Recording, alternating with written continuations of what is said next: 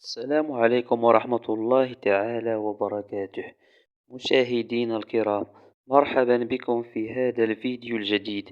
موعد وتوقيت مباراة نهضة بركان والزمالك المصري في ذهاب نهائي كأس الاتحاد الإفريقي. والقنوات الناقلة للمباراة: تأهل فريق نهضة بركان إلى نهائي كأس الاتحاد الإفريقي بعد تغلب على الاتحاد الجزائري. وتأهل الزمالك المصري بعد تغلبه على دريمز الغاني.